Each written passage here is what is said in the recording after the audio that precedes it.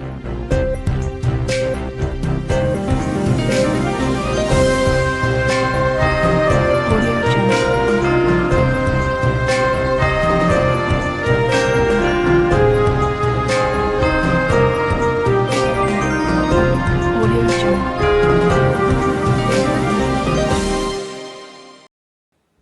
गुरुदेव, धन गुरुदेव।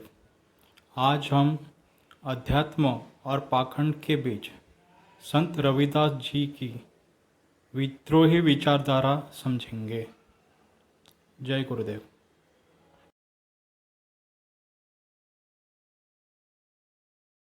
तो सदगुरु भगवान की जय। आदि गुरु नमस्कार निराकार, श्री सतगुरु चरण ओत प्रोत परवेश। एक अनेक विस्तार रब नमस्कार, बूटा चरण घट घट में परवेश।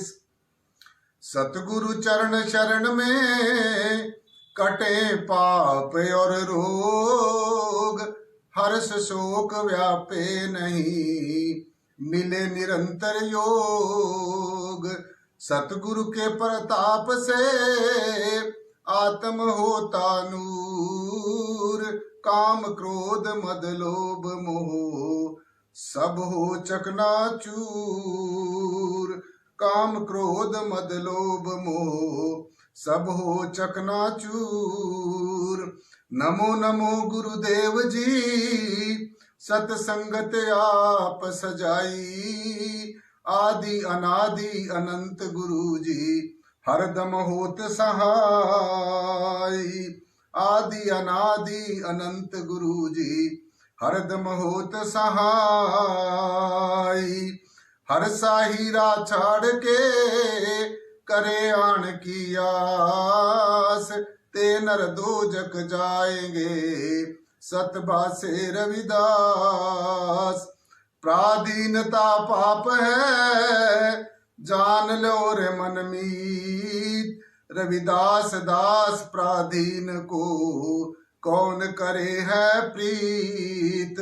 रविदास दास प्राधीन को कौन करे है प्रीत। बोलो सदगुरु भगवान की जय। जय गुरुदेव, धन गुरुदेव। साथ संगत जी, आज का जो विचार रहेगा वो ये रहेगा कि जब इस यूनिवर्स के अंदर पांचों तत्व भी नहीं थे,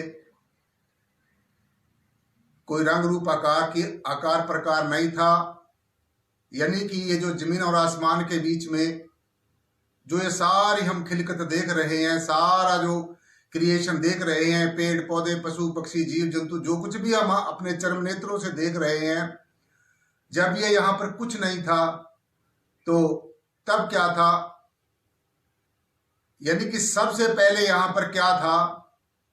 तो आज इसी बात के ऊपर विचार करेंगे। तवज्जो देनी है, ध्यान से सुनना है। परम श्रद्धेय परम वंदनीय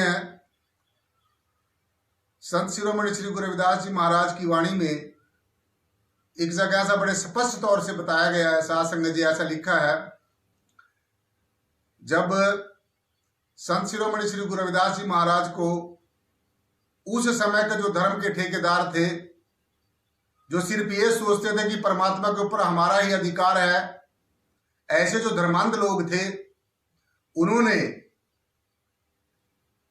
संत शिरोमणि श्री गुरु रविदास जी महाराज से ये पूछा कि क्या तूने परमात्मा को कभी देखा है, और अगर देखा है तो हमें भी बताओ,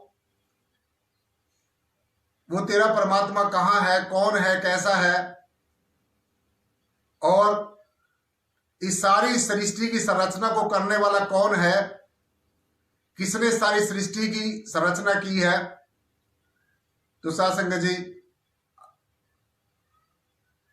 सदगुरु महाराज ने, सदगुरु रविदास जी महाराज ने उन धर्मांध लोगों को बताया, जो पथभ्रष्ट लोग थे, जिनको परमेश्वर के बारे में ज्ञान नहीं था, बोध नहीं था, जो मात्र बाहर की कल्पनाओं में उलझे हुए धर्मांध लोग थे, जो इंसान के बनाए हुए भूतों को, इंसान के बनाए हुए आकार प्रकार की मूर्तियों को ही परमात्मा समझ रहे थे, और उन्हीं को लोगों को मनवाने का जो सिलसिला उस समय जारी था।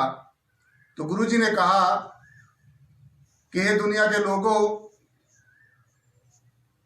आओ मेरे पास आओ, मैं तुम्हें वो परम तत्व बतलाता हूं, मैं तुम्हें वो आत्म तत्व बतलाता हूं, उसकी पहचान बतलाता हूं जो सबसे पहले यहां पर था। तो गुरुजी ने वाणी में उनके मुखारविंद से सासंग जी जो वाणी बोली गई है, उन्होंने कहा कि 5 तत्व गुण 3 नहीं थे, ना था अखंड ब्रह्मांड, शेष महेश गणेश नहीं थे, ना थी ब्रह्मा वाणी, मैं पूछूं तुझे पंडित ज्ञानी, उस दिन की क्या निशानी।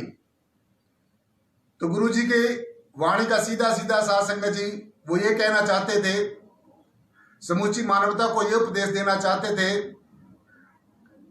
कि जब ये पृथ्वी, ये जल, वायु, अग्नि और आकाश और कोई भी रंग रूप आकार प्रकार की कोई भी आकृति यहां पर नहीं थी, तो उस समय सिर्फ और सिर्फ परम तत्व था, परमेश्वर था, परब्रह्म निर्गुण निराकार, विश्वाधार सर्वाधार परम चैतन्य हस्ती थी, और उसके बाद में ही ये सारी क्रिएशन पैदा हुई है।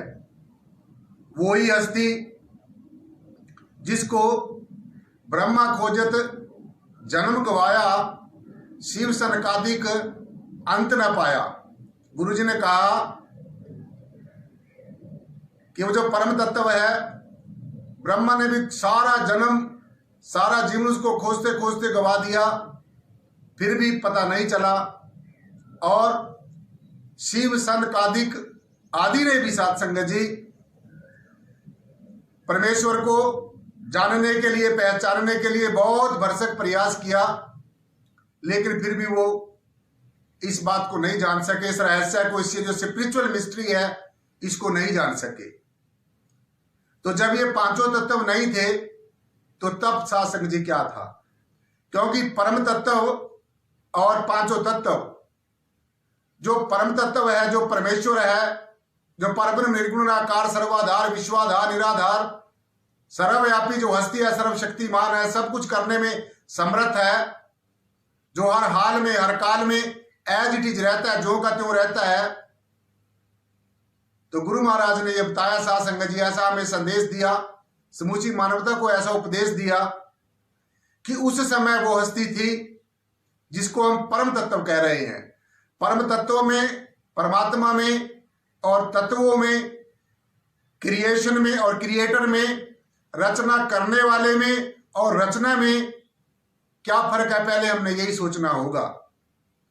तो जो ये सारे इस यूनिवर्स के अंदर, इस जमीन और आसमान के बीच में जो दृष्टिमान जगत है, जो रंग रूप आकार प्रकार से बनी हुई सारा प्रपंच है, सब चीजें हैं, ये सत्संग जी हमेशा निरंतर अपना प्रभाव बदलती रहती हैं, अपना स्वभाव बदलती रहती हैं, इनका जन्म होता रहता है, इनका मरण होता रहता है, और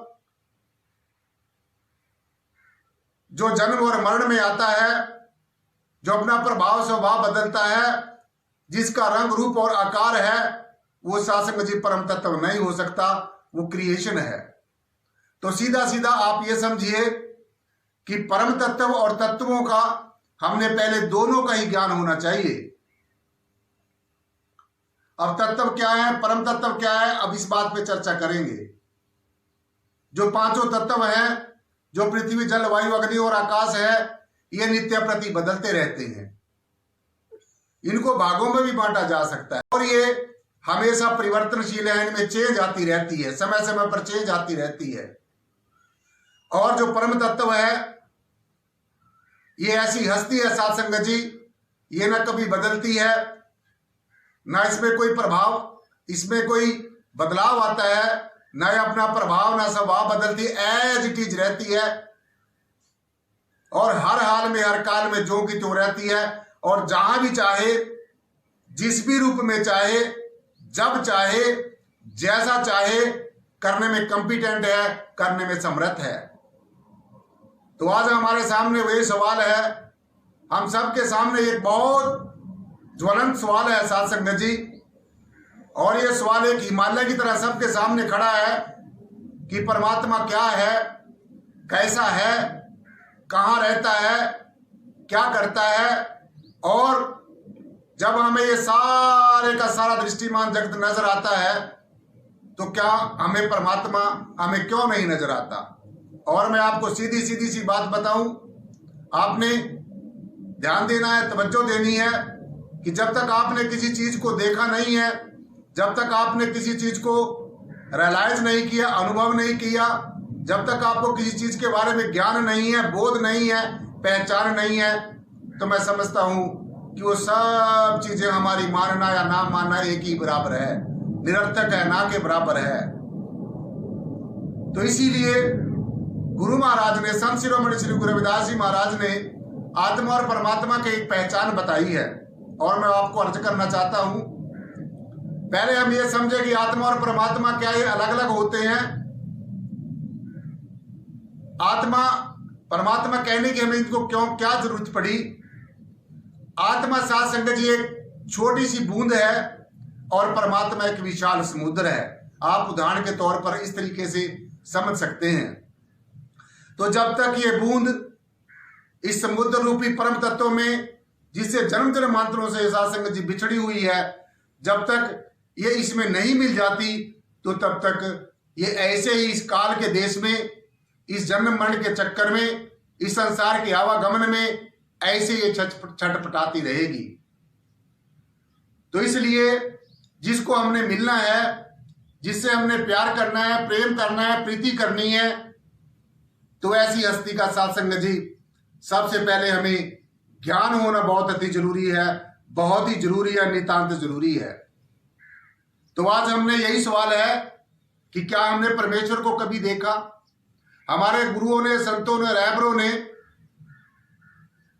ऋषियों, मुनियों, पीर पीर पैगंबर वाले अवतारों ने, जिन्होंने परम तत्व के बारे में हमें संदेश दिया, उपदेश दिया, उन्होंने परमात्मा को देखा भी होगा, उन्होंने परमात्मा को जाना भी होगा।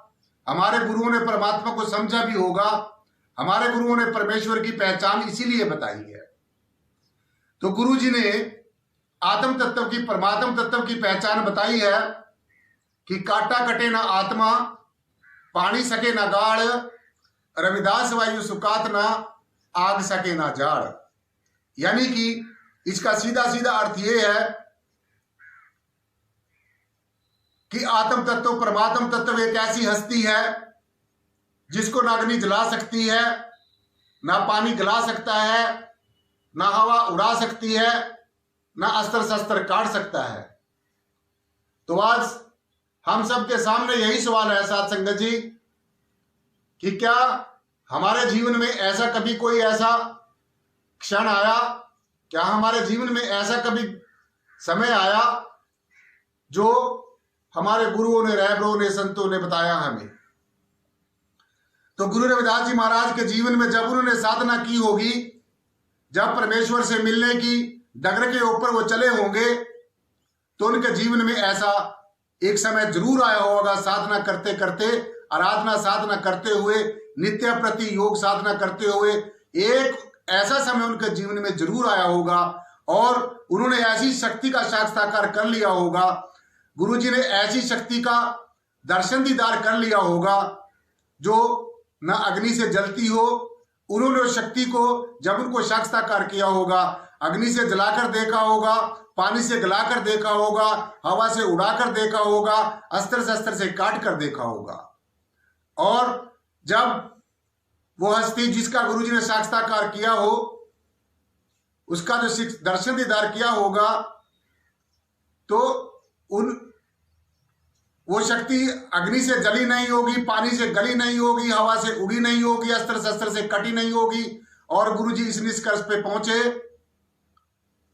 कि यही परम तत्व है, यही परमेश्वर है, जो एक अडोल सत्ता है, जो निर्गुण है, गुण और अवगुण से परे है, जो निराकार है, रंग रूप आकार से परे है, जो सर्वाधार है, सबका आधार है, जिसके होने से सारी प्रकृति सांस लेती है, जिसके होने से हम और आप जिंदा हैं, जिसके होने से हम बोल रहे हैं, आत्मा के होने से हम सुन रहे हैं, आत्मा के होने से हम देख रहे हैं, आत्म तत्व के होने से, परमात्म तत्व के होने से ही हम, हमारी जो इंद्रियां, ज्ञानेंद्रियां और कर्म इंद्रियां हैं, जो हमारा व्हील ऑफ द लाइफ है, ये निरंतर चल रहा है।